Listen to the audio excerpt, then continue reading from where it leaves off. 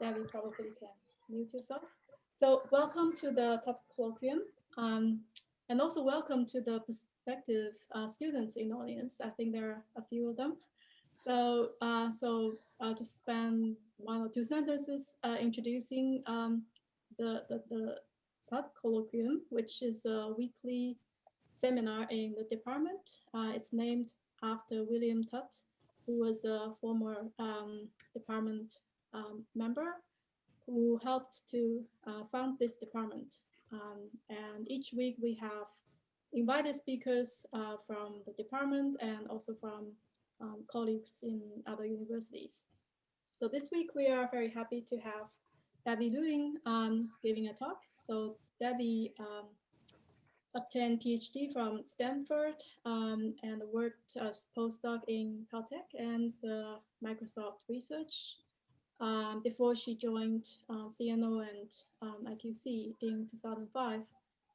She works in quantum computation and quantum communications, and she's going to talk about embezzlement and its applications. Debbie. Thanks, Jane, for the introduction. A quick remark that I was at IBM as a postdoc. It's a very small difference, but back to the subject. Embezzlement is a subject that I've been working on for a large number of years, on and off, because it just keep coming back to my thought processes.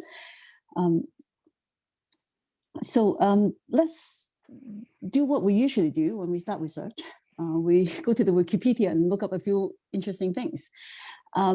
Well, if you have never seen this word before, like the way I was, it actually means a theft of valuable asset by the person or people who were entrusted with that asset.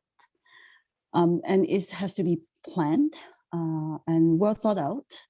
But the most important feature is this one, that you want to conceal the fact that the thing has been stolen. So this is not just a regular theft.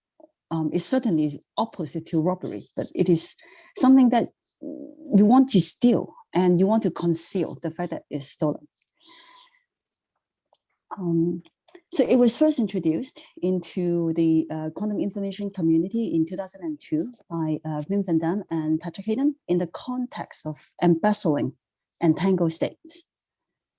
In particular, they want to show that it is possible to embezzle quantum states. It's a very short one-line abstract, but we'll develop the result in detail in the first half of the talk. So the outline, I'll talk about embezzlement of entanglement first. That's the prime example, the example where most of the application is built on. But I'll also focus on a few features, how embezzlement works, like why it has a lot to do with conservation law, what it says about continuity and so on. After developing the first example, how it can work, we'll see one of the many examples of application. The first is the non-closure of quantum correlations. That was a subject of quite substantial concern until it was finally shown in 2017, the first time, by Ruth Loftra. And here we will see a simple construction using embezzlement. The second application is more recent. It's about other thing that you can embezzle and why. It gives you a teeny connection about discontinuity and additivity of quantities that you can define on quantum systems. So the first part about embezzlement. So since there are prospective students here, I think I should also back up a little further into the background. I should not assume too much of background knowledge from the audience. In the quantum setting, we have data represented by, depending on the situation, sometimes these can be vectors in the Hilbert space, sometimes this can be the outer product of a vector with itself. So these are what we call matrices. For the first part, we only need the vector representation of quantum state. So we write it in terms of this bracket notation. So these are the cats with this kind of a line and a right angle with a symbol inside. So you should just think about the zero state as a definite state from one side. So Alice has one and Bob has one, and they're uncorrelated. They just each have one of these states. Entanglement, you can think about it as a correlation that Alice and Bob has, and is a quantum correlation. So one simple principle, we can derive it carefully with quantum mechanics, is that if Alice and Bob start with an uncorrelated initial configuration, an initial state, that's what we call in the perfect state, they each would perform their own transformation on the system. These are unitary transformation in general. Then they shouldn't turn their initial uncorrelated state into something that's quantumly correlated. Like they should not be able to get entanglement from nothing. It's a very reasonable situation. Shouldn't have free lunch. Now, the interesting thing is that if you try to apply the principles of quantum mechanics a little more carefully, you can prove a stronger result. You cannot get free entanglement, even if Alice and Bob already share some entanglement upfront. In this green system, I call a catalyst. So besides the system that they want to convert the product state to the entangled state, there is now another system, one on Alice side and another one on Bob's side, that they already have some entangled state, given by this symbol psi in the cat notation again. If they have to return the catalyst, so in other words, if the output is the catalyst that they start with, together with the new copy of the entangled state that is converted from the uncorrelated state, then this should also be impossible. To clarify to those who have followed the subject a little bit, this is impossible even when the catalytic system is infinite dimensional, but is in a tensor product form. There are higher mathematical model for systems that support this, but not in the tensor product model. And in this talk, we only think about finite dimensional system here. So that certainly fall into the tensor product and also finite dimensional regime. So this is a clear thing that is impossible because you start to turn something that you don't have using something that you have. And if you don't, if this catalyst come out the same as it goes in, you can repeat this again and again. So you can have unbounded number of copies of the entangled state starting from the catalyst. And that better not be the case. But you can prove this from from the axioms of quantum mechanics.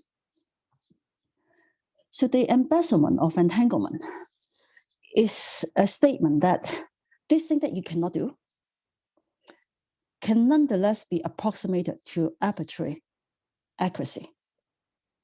It's the first thing that you should, the first surprise in the talk. The thing that you firmly believe to be impossible can be approximated. There's no contradiction in that statement, but it is a little intuitively upsetting.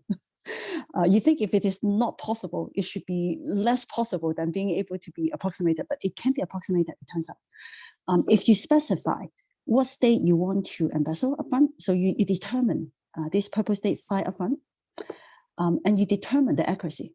You state an error upfront, then we can tell you what kind of catalyst you need upfront and what kind of transformation U and V Alice and Bob should be doing. So the two sides will be held by Alice and Bob, and Alice have the system A prime and A. A prime is where the transformation, the forbidden transformation is supposed to happen. Same in B prime. And then A, B are holding the catalytic system for the rest of the talk. So this is an informal statement of what happens. I think the formal statement is probably not very important, just a large number of symbols. So let's move on.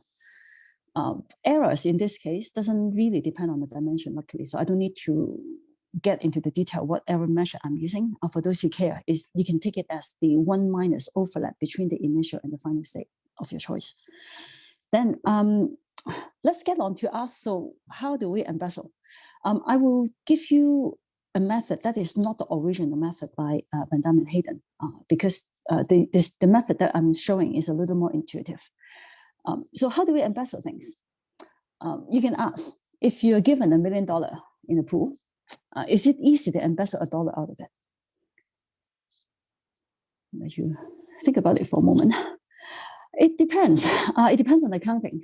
If someone is really good at tracking how much money there was in the pool initially and how much you have at the end of the day, then missing $1 is still missing $1. You can actually find out. So the way, if you want to enable embezzlement with a catalyst with an initial pool of resource, is to make sure that no one knows how much there is at the beginning. So if the initial amount is a uniform distribution, uniformly distributed amount from $1 to $1 million, embezzling $1 from the pool, leave it in a uniform distribution from no money to this number. If you think about these two distributions, they are up to 1 million, 1 in a million, about the same. I'll let everyone absorb this. It is not the amount in the pool that makes it possible to embezzle. It is the amount of uncertainty at the beginning that makes it possible. Okay? So this is the lesson we would take to build a catalyst to allow us to embezzle entanglement. But the idea is very similar. Now, this is the statement of the goal, what we're trying to do. I'm asked to, Alice and Bob are asked to turn this 0, 0 state, the product state without entanglement, to this purple state phi on A prime, B prime.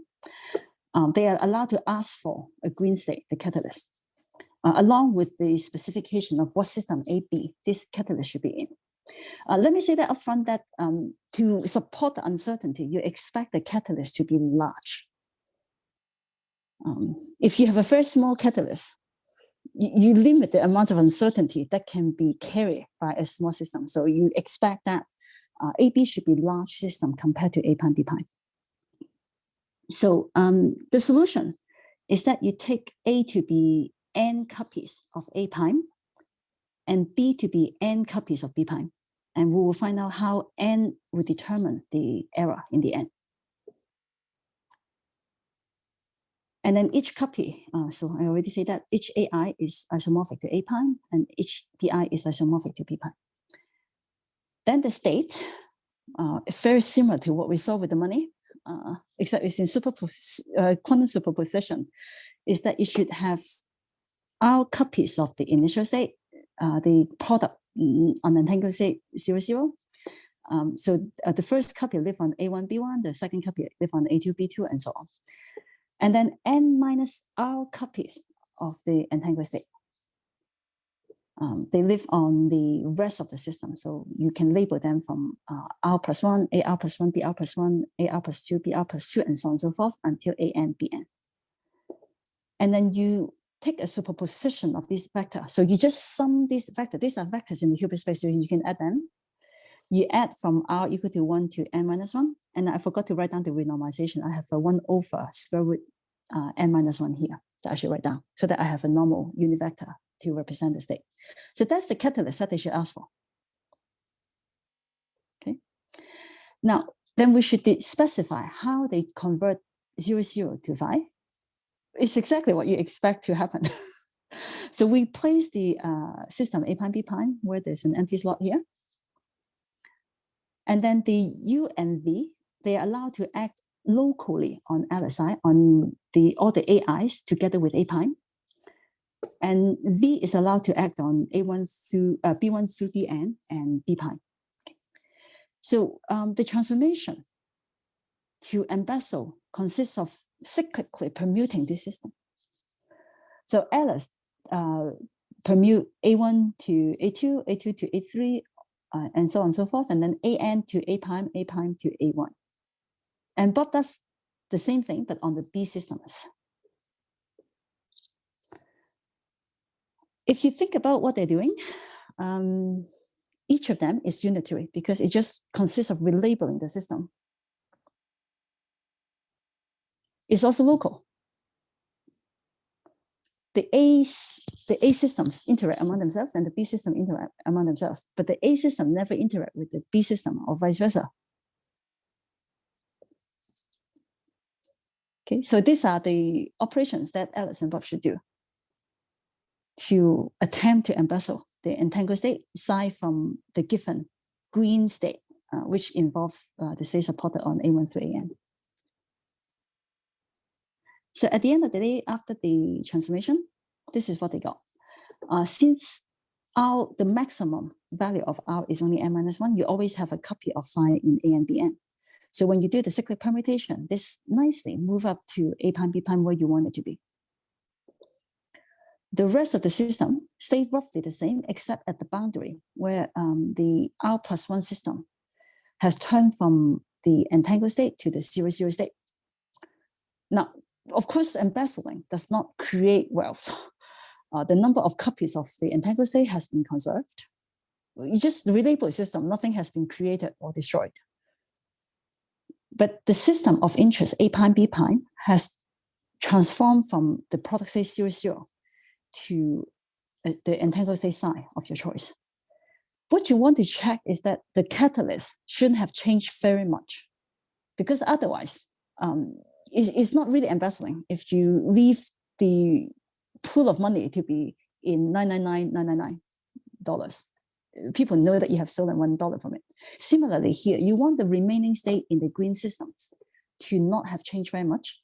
So if you write that down carefully, before the embezzlement, you have a sum of vectors of this form, R copies of the 0,0 state and n minus R copies of the entangled state. After the embezzlement, you have R+1 copies of the 0,0 state and 1 fewer copies of the entangled state. But remember that we sum over these possibilities.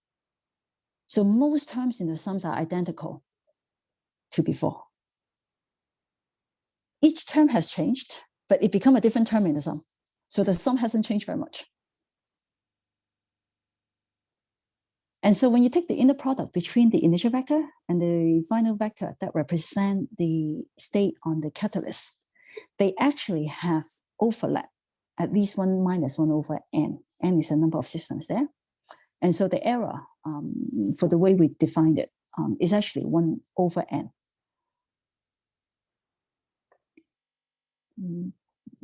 That's how you can embezzle. It's very easy, right? And that was a method we found in 2008. It has some different feature than the original one by Van Damme Hayden, but that carry most of the intuition we need for the rest of the talk. Can I quickly pause to see if anyone has a question?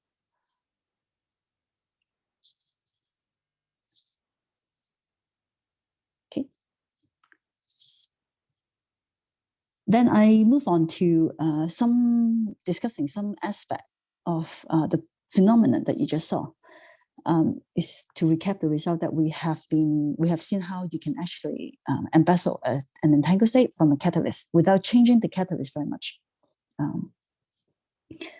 In this case, it's also quite special because the initial and the final state are in product form. The initially is a product, finally is also in the product. And the transformation that you want is exact. The catalyst change a little bit. And then to look at the performance, we see that we need 1 over epsilon number of systems to suppress the error to epsilon. So the dimension of the catalyst is, roughly speaking, the dimension of the thing that you need to transform, which is d squared to the power 1 over epsilon. So the first question you may ask is it the best thing you can do, roughly speaking?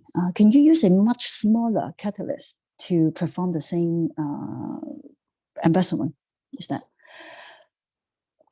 It turns out that you can't do much better than this. We start with a qualitative no-go statement. It's a conservation law that you can't create entanglement from nothing.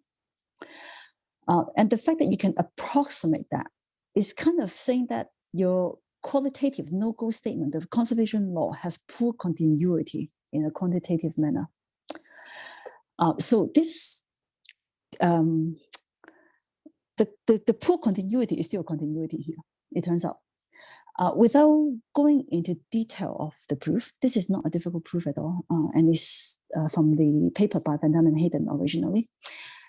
You can show that if you want to perform the embezzlement as we specify, you take a catalyst of n dimension on each of Alice and Bob's side. Your error has to be at least on the order, the amount of embezzlement that you have taken out divided by log n plus log d. Log d is supposed to be a constant in this part of the talk. So n is the thing that you want to make really big to suppress the error. So roughly speaking, it goes like 1 over log n square. So log big N is small n, roughly. So we can't do better than 1 over n square from this quick analysis on the continuity of entanglement. So it's up to a square that we know how good the performance is.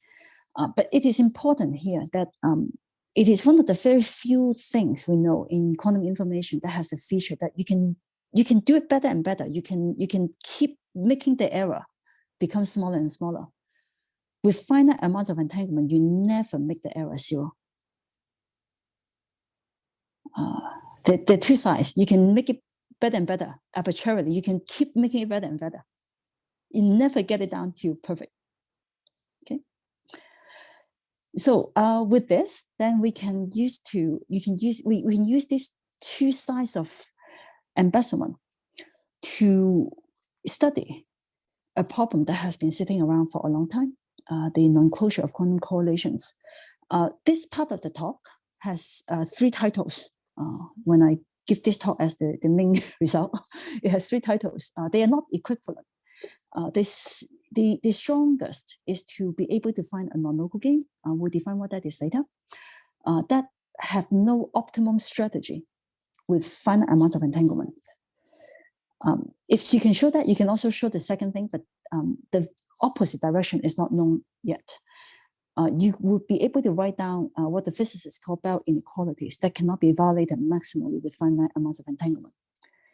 And finally, the weakest statement out of these 3 is the fact that the set of quantum correlations is not closed. It's not a closed set. We will see how we can build a non-local game that cannot be played with finite amounts of entanglement using embezzlement. This is following some work from a while back with a kind of evolution over time, what we know about this situation. So let me first talk about what are non-local games, especially there are new students, prospective students here. So they're games, so there are people in the game playing together. So there are they're K players. They are called players. K of them. K is at least 2. And these players are a team. They coordinate with one another. They win or lose together. And they can talk about how they're going to play the game upfront. But once the game starts, they are no longer allowed to communicate with one another anymore. And they're playing the game against a referee. The referee conducts the game. Referee, I sometimes think about him as being Richard. I have a colleague who's involved in putting the name in and starting the view. So I always think that referee is Richard. There's no gender associated in a big way. So the referee will pick a query, which is a k-tuple of questions. It has k parts. The distribution of this query is known to the players up front. The different parts within a query can be correlated up front because not all possible queries are potentially picked. And we'll see an example in a bit. And then after it's picked, each player will receive 1 part out of the query. Each player only sees his or her own parts. They don't know what the other players are receiving. They can no longer coordinate. And then they have to tell the referee an answer after seeing the question. For example, player 2 will see only Q2 and has to say A2. Then the referee will look at all the answers collectively, together with, of course, remembering what was the query that has been picked, and decide if this team of players win or lose. So there are some winning conditions, which consists of a subset of the joint answers for each query that will say that they win. The rest, they lose. And at the end of the day, the referee will announce to everyone whether they win or not. So that's the setup of a non-local game. The player's game, the goal is to maximize the probability of winning. And for the rest of us, what we want to understand is, does entanglement help them win a little better?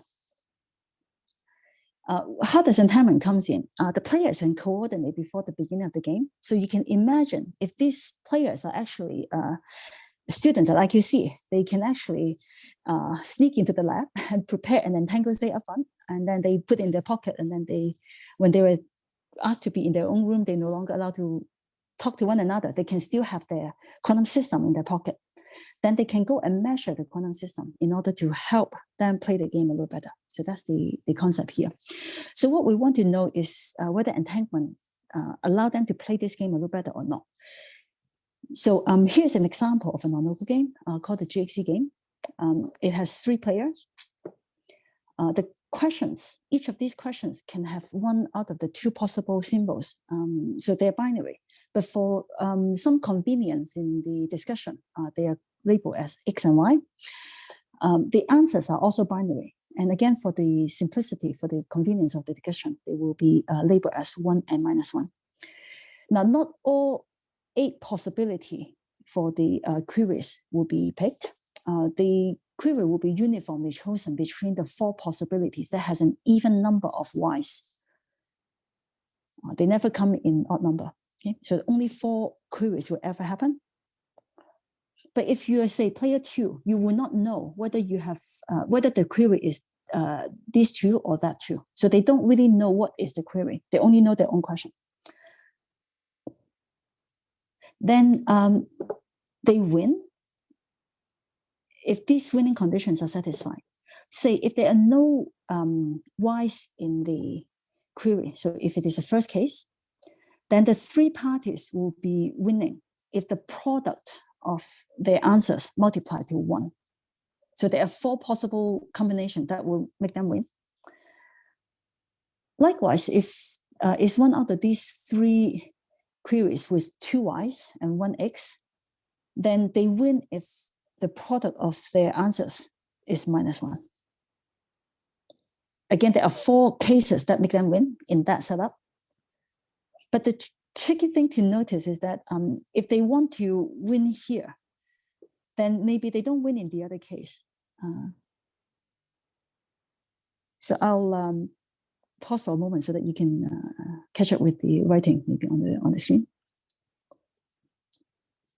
So in particular, if they are determined, they have this deterministic strategy to say that if I see Q1 is an X, I'm going to answer either a 1 or -1. There's a determined way to say that if I see X, I'll do this. If I see Y, I'll do that. If they have this strategy,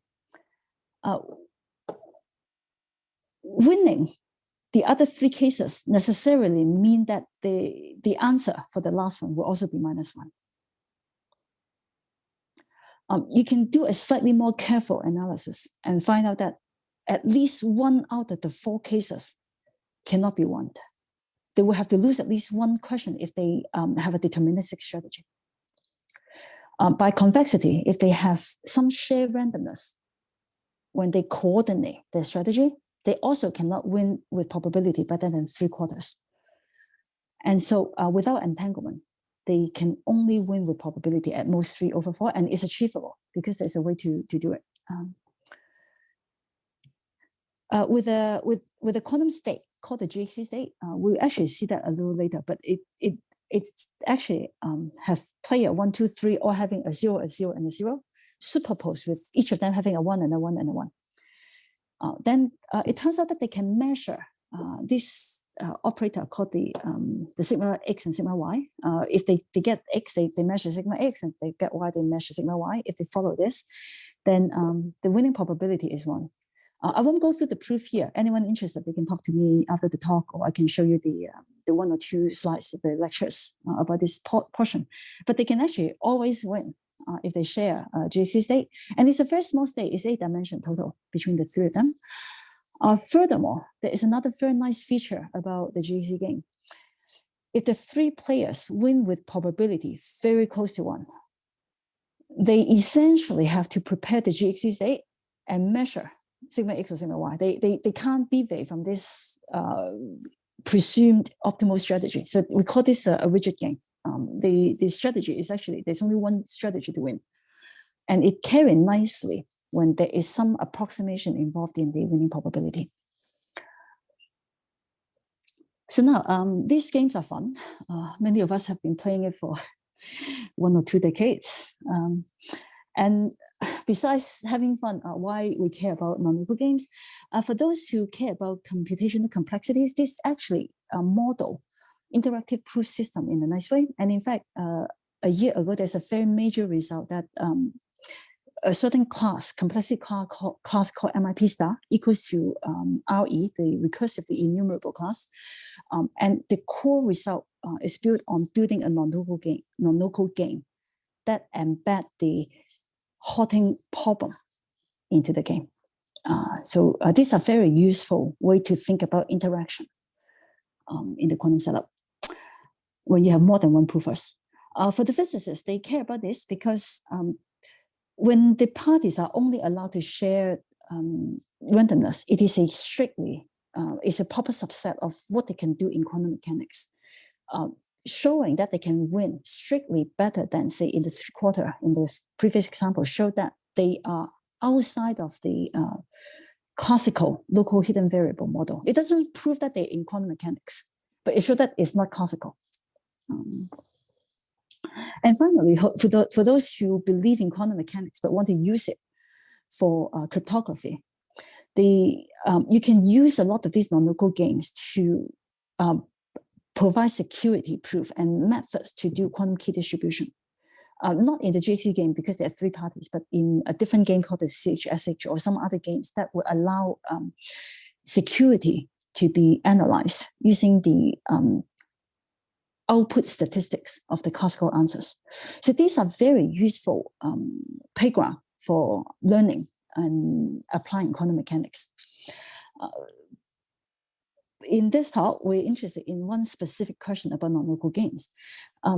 Do we always manage to win with a small quantum state like what we have seen in the Gxc state that has 8 dimensions between 3 parties or some small number of dimensions? Or is actually is it potentially very complex in terms of what kind of strategy do you need to play optimally? For a few years, there was a conjecture floating around that maybe you can have some very small non-local games with very few questions and answers, finitely many, that cannot be played optimally with the with finite amounts of entanglement. So there were quite a lot of effort in showing that, and the first proof was existential by one of my colleagues at the pure math department, Will Slofter, in 2017. And followed quickly by quite a few other results. That's because we have all been thinking about the problem for quite a number of years. And the first result triggered everyone to re-examine their approach, and they all seem to work beautifully, despite the fact that these are independent methods. There's a second result by Vern Paulson's group a few months later. And then we can use embezzlement to build one. And we can have very explicit analysis in how the deviation from the optimal can be translated to how big the initial state must be. And then there's some other improved result following the embezzlement approach as well. So we'll see a little bit about how embezzlement comes into the game. No pun intended. So the first step, the stepping stone, was an older result in 2008 that you can think about a slightly different class of non-local games in which the questions and the answers are quantum systems. And the referee can keep a quantum state to himself instead of writing down the query. So these are all just quantum systems now with a single line rather than the double line for classical systems. So So the referee prepare a state on k+1 systems, keep one to himself, and give one quantum system to each party. Then each party return a transformed quantum system back to the referee, and the referee make a joint measurement on all k+1 system combined. The measurement has only two outcomes, win or lose. And then the referee announce it again. So we ask the same question, how much entanglement is needed? Does it help, etc., etc. And with this setup, it takes very little to write down a game that takes more and more entanglement to play with better and better probability of success and never get to the optimum. The game has two players. Then I call them Alice and Bob. And so everything is very easy to write down. The question space, instead of Q1 and Q2, I write it as X, Y. The answer space is A and B. And then they may be able to share some initial entangled state in systems E and F. Now I will specify the game. The initial state that the referee will prepare has a 0 with the referee, and the product state 0, 0 on X and Y, superposed with a 1 on the referee, and this entangled state, a 1, 1 superposed with 2, 2 on X and Y.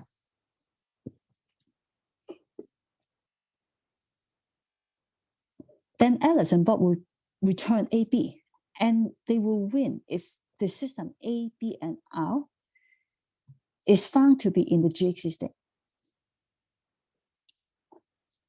So now if you're Alice and Bob, you want to win the game, you look at the initially given state. The description is given, but they're only given the red systems. And the final state, the goal is to convert this state, 1, 1 plus 2, 2, into the 1, 1 on the, from XY to the AB system, but leaving everything unchanged. Now, if you think one way to do it is to check, do I have 0 or do I have 1 or 2? They make a measurement to see which situation they are in. And if they are having this state, the 1, 1 and 2, 2 state, they try to throw it away and return the 1, 1 state. If they do that, they will, in quantum mechanics, we call that you break the coherence. You have a mixture between the first term and the second term, in which case the measurement will only say that they win with probability at half, because you no longer have the coherence between the two terms. You don't have the same quantum state anymore, the state that you want anymore.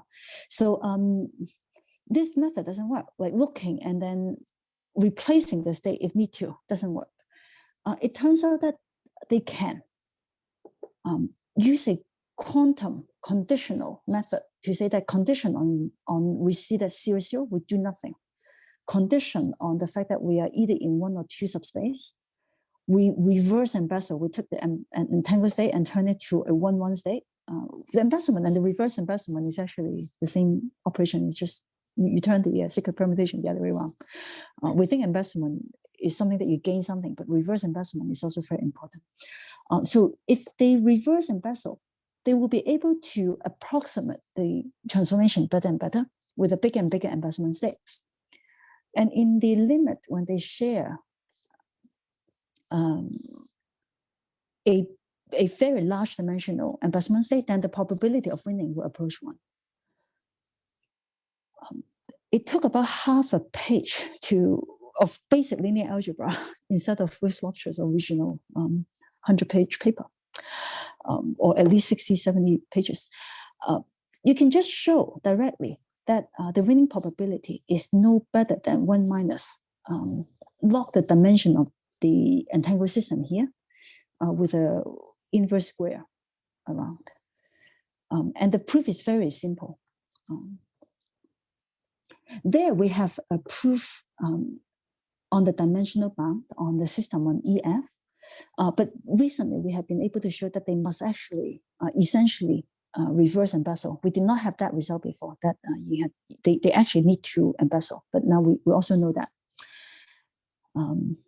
So this gives a way to show that more and more entanglement will allow Alice and Bob to win better and better, but only for a game. Oh, okay. It's 31 pages from Softchair's paper. Good. Thanks, Kerner, for that. So this gives a game that has that feature, but this game is not a non-local game because the question and the answers are quantum states, not classical queries and answers. To get it there, it takes a little work. There was an intermediate result that did not quite complete the transformation. Only half of the system become classical. It turns out that one solution to do that is to look at the quantum game and see that this measurement on the quantum system can be replaced. Sorry. The first part is how to handle the initial state. The biggest trick there is to demote the referee to become a third player in the construction. The reason is because the hardest part turns out to be distributing we need to turn the question to classical questions, while the game actually has a very clear entangled state structure among the players. So it's not clear how to distribute the state. So what we do here is to demote the referee to become a third player as a first step, so that establishing the starting state for the quantum game is the player's problem. The three players are allowed to share entanglement between them. So we let them do the job for us. The measurement can be converted to individual measurement rather than a joint measurement based on the rigidity of the Gxc state that the Gxc game that I mentioned earlier in the talk. But I won't go into detail here. It's a little more technical in this direction. And finally, the last conceptual step to make sure that this actually happens, because the three players now may not actually share the state that you hope that they will do, is to make sure that you ask them some interesting questions so that they can't deviate from what you hope that they will do. But once again, that turns out to be possible by pasting together a lot of the rigidity result that we know carefully, so that they combine together to push the three players to act as we want them to do.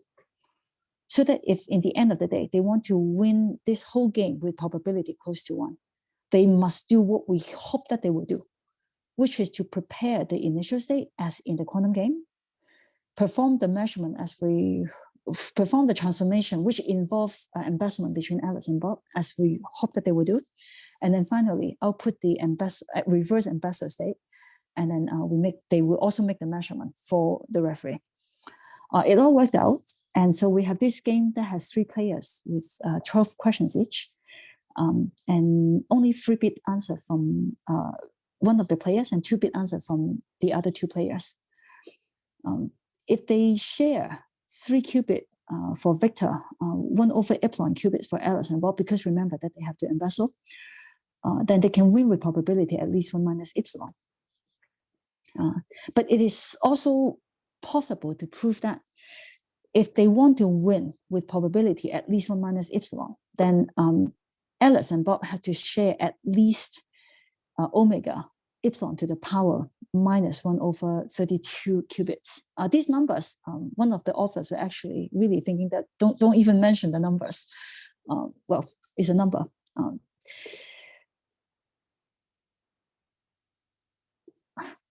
So let me mention that a year later, Colangelo has improved the conversion from the quantum game to a non-local game to only 2 players, 6 questions each. And I think the exponent here is 1 over 8, something a little better. But the essential feature stays about the same. Keeping 2 players is nice.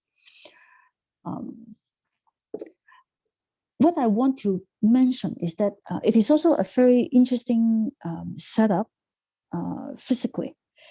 If you think about what Alice and Bob and maybe the referee are doing, you actually have a see, how do we verify that they win with probability at least 1 minus epsilon, when epsilon becomes smaller and smaller? You actually need to repeat the game more and more times. You need to repeat the game sequentially to verify the probability of success. But you don't need to buy a new experimental setup. When you change epsilon, say from 1% to 0.1% to 1 in a million, you have the same lab that has been built, but you repeat the experiment more and more time on the same apparatus. The apparatus is finite, it's built, there are only a few settings, and then you just keep running the experiment to verify increasing dimension of your choice. And I think that's actually quite an interesting idea that you can do that. And so I have about 10 minutes left, so I would quickly show you one more curious result. And that's one of the two proofs in the talk.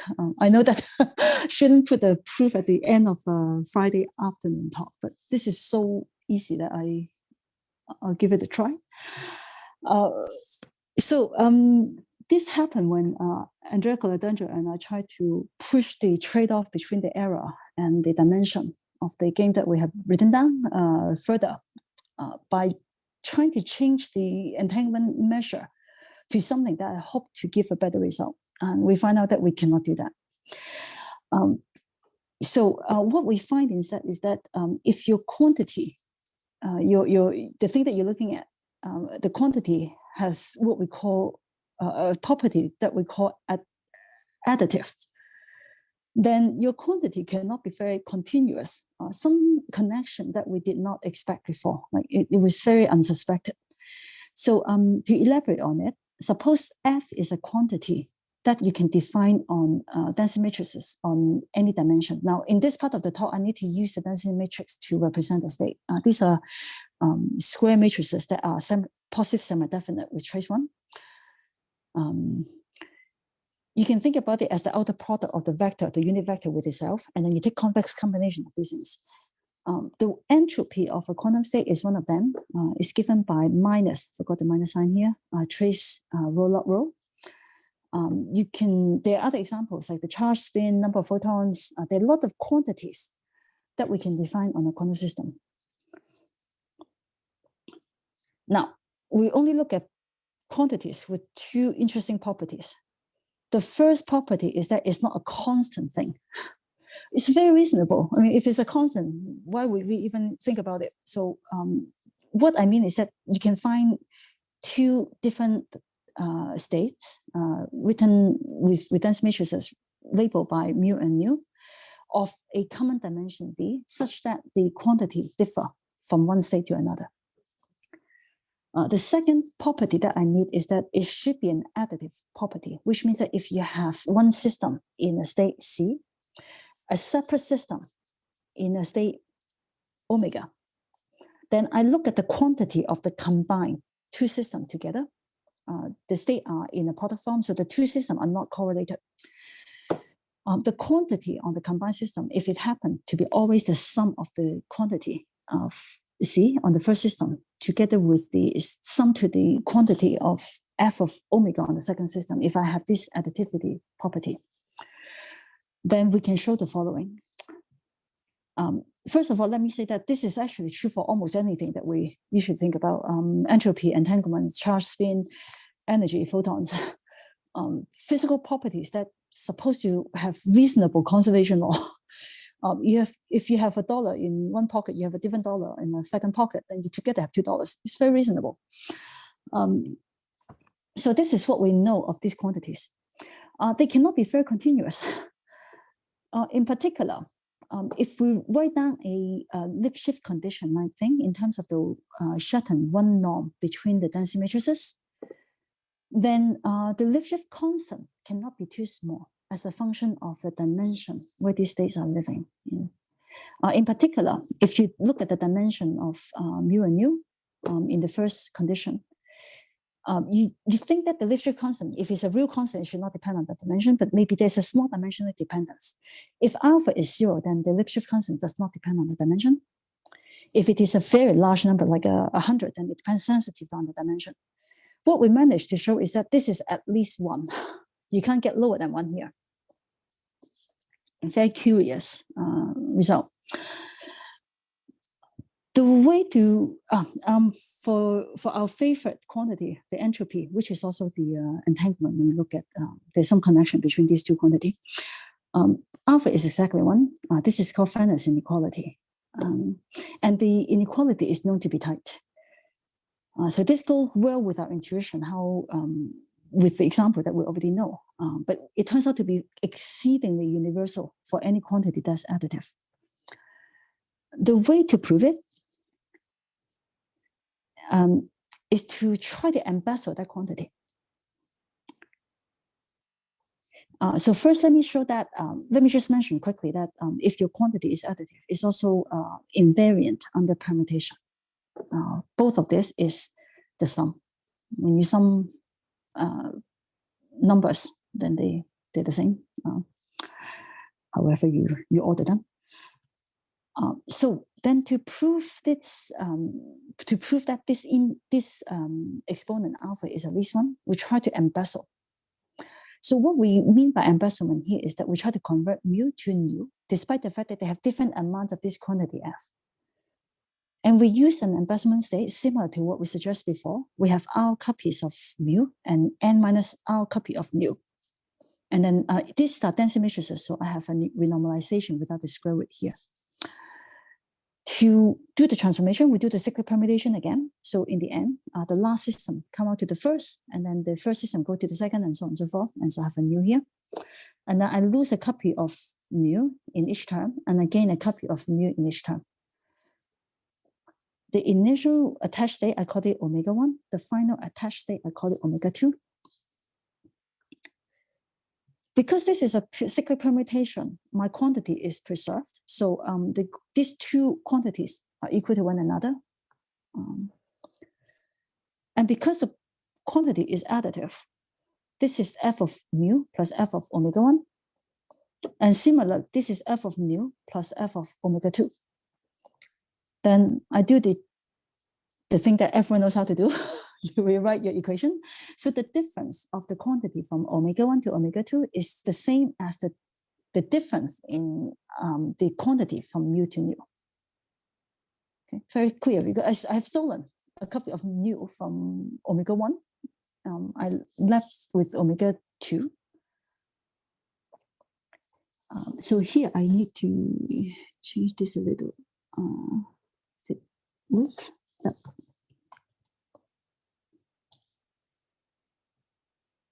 And we just say that from the first condition up here, I'm using this particular incidence to build the example, to build the proof. This difference here is at least a constant. I don't know what it is. It's not 0, it's a constant. It's a number. Just put it down. Then furthermore, if I look at the difference between these two matrices and calculate the shortened one now, it turns out to be 1 minus n. Because 2 or 2 minus n, depending on the normalization, 1 or 2 doesn't make a difference in my derivation here. So let me just call it 1. These two sums, most of the terms are the same. The summands are largely identical from the two terms. So the difference is very small, order 1 minus n. So then I plug all these things that I have collected into the equation. Turn this back into the page. And so we want to analyze the index here, the exponent here. So this is the condition given to us in terms of the Lipschitz constant. This is a constant. This I just rewrite the log with the n out here. And these are substituted by 1 over n. N is the parameter that we allow to run larger and larger. D is the constant. So alpha cannot be smaller than 1. So proof that I hope still get through at the last 4 minutes of our work week. And so I think that's about it. there are other things that I can talk about this, but I think this makes a very reasonable 1 hour talk, so I'll stop here. Anyone interested in other things can just talk to me offline.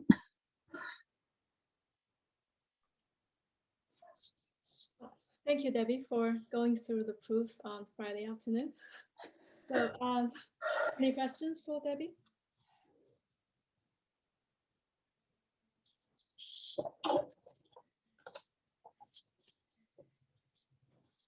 Yeah, please unmute yourself if you want to ask a question.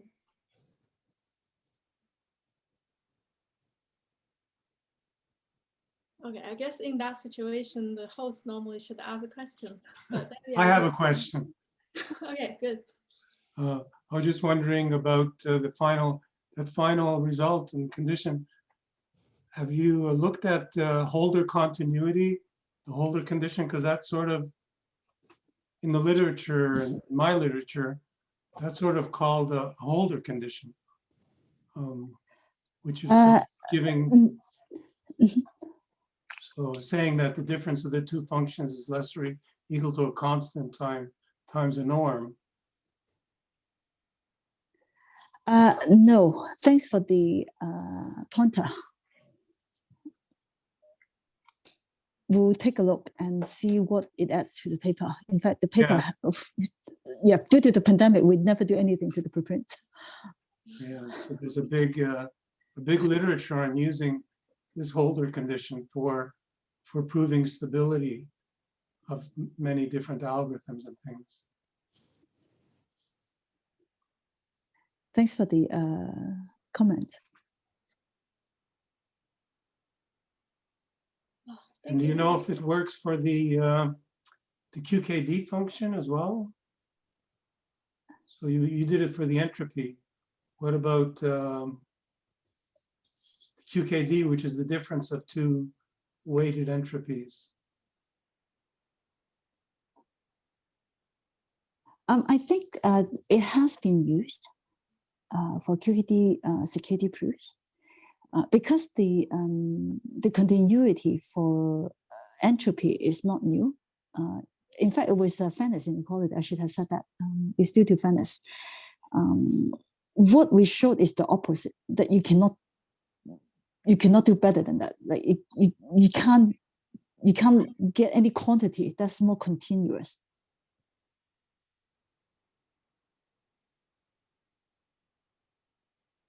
Rather than that, it is continuous. So does that say anything about the boundary of the positive definite matrices as for this function as you approach the boundary? I mean, it's saying something about continuity, but what about if one of the matrices if both of them are becoming singular, getting closer and closer to the boundary? It is actually related. In fact, someone called this the Lock Singularity because the lack of continuity carried the dimension in there quite naturally. And it has been used to show that the capacity of some quantum channel has very non-additive feature. It's kind of almost the opposite. To use it is a different kind of it is a different kind of it is a non-additivity that is associated with the observed singularity, which is the lack of continuity. In fact, exactly at the alpha equal to 1 point.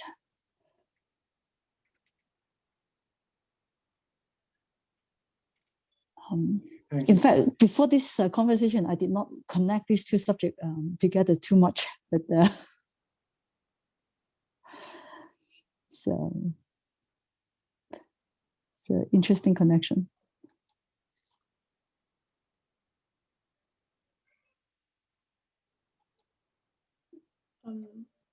So Henry, are you still asking the question? No, I stopped. So any other questions? Okay, if not, let's just unmute ourselves and thank Debbie. Stop sharing.